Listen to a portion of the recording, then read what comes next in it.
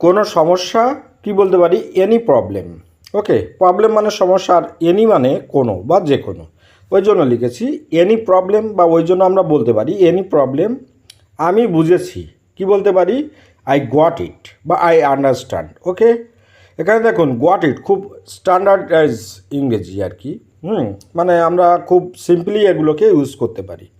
কী জন্য, কী লিখতে পারি, ফর হোয়াট, কী জন্য মানে কি, কিসের জন্য, ফর হোয়াট, কথা বলো না, কি বলতে পারি, ডোন্ট টক। টক মানে কথা বলা, আর ডোন্ট মানে না অর্থে, ওই জন্য লিখেছি ডোন্ট টক। ওকে, শান্ত হও, তাহলে কি বলতে পারি, কাম ডাউন।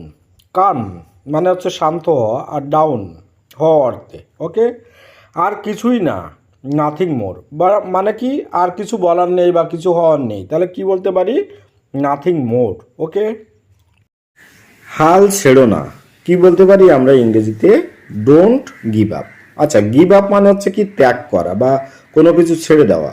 হ্যাঁ, আর না অর্থে ওই জন্য লিখেছি ডোন্ট, এই জন্য কি হবে, পুরো সেন্টেন্সটি হবে ডোন্ট গিভ আপ। ওকে, একটু অপেক্ষা করো, কি বলতে পারি আমরা ইংরেজিতে, ওয়েট এ মোমেন্ট। ওয়েট মানে অপেক্ষা করা, আর মোমেন্ট মানে হচ্ছে এক মুহূর্তের জন্য, ওই জন্য লিখেছি wait a moment.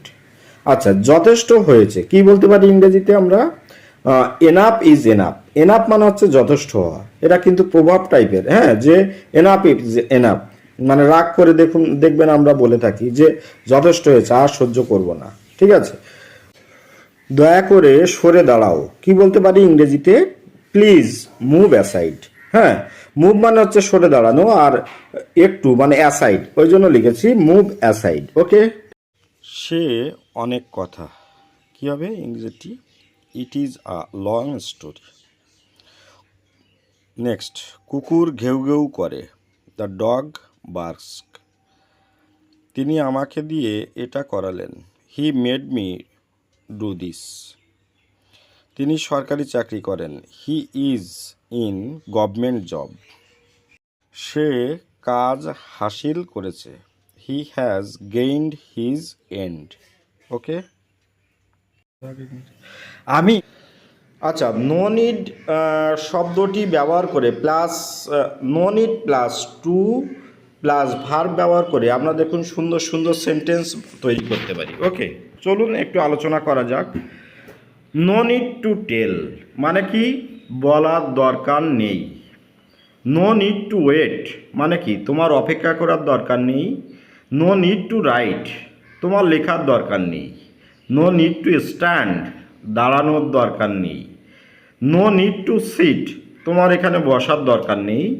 No need to go, যাওয়ার কোনো দরকার নেই, মানে কি তুমি নাও যেতে পারো। নো নিড টু ইট, তোমার খাওয়ার কোনো দরকার নেই।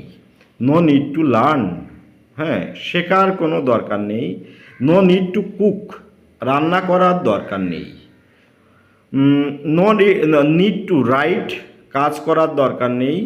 নো নিড টু বিলিভ, বিশ্বাস করার দরকার নাই। No need to waste time, সময় অপচয় করার দরকার নেই।